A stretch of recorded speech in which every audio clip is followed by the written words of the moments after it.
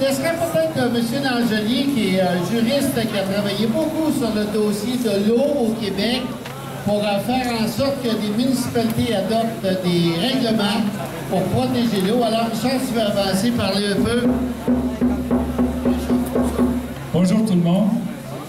Alors, simplement pour vous expliquer la démarche qui est en cours actuellement, parce que vous savez, quand les citoyens, avec leurs élus, avec les scientifiques indépendants s'unissent, c'est là qu'on a des chances de faire reculer tous ces pollueurs qui veulent s'occuper de notre eau.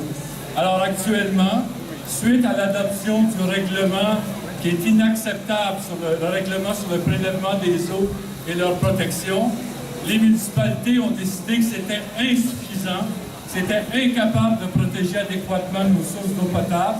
En conséquence, il y a une démarche qui est en cours et il y a 91 municipalités dans 34 MRC et qui représentent plus de 220 000 citoyens et citoyennes qui exigent du gouvernement du Québec une dérogation pour pouvoir être plus sévère que le règlement provincial qui ne protège absolument pas nos sources d'eau.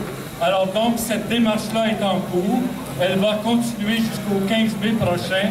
Et je pense qu'on est capable de réunir de plus en plus d'élus qui sont conscients de ce qui est en train de se passer avec nos sources d'eau potable, qui sont de plus en plus à risque actuellement.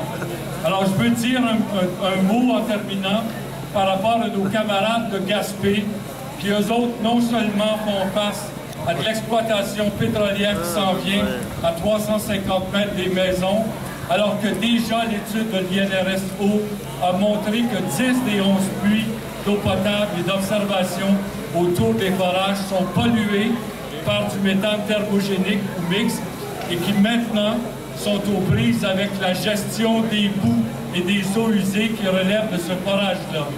Alors on n'est qu'au tout début au Québec de cette volonté de nos élites politiques et économiques de transformer le Québec en pétroéconomie. Et ça veut dire concrètement la pollution de nos sources d'eau. Donc, l'unité des citoyens, de leur comité, des intellectuels et des élus est absolument essentielle pour les faire reculer. Alors, on lâche pas. Merci.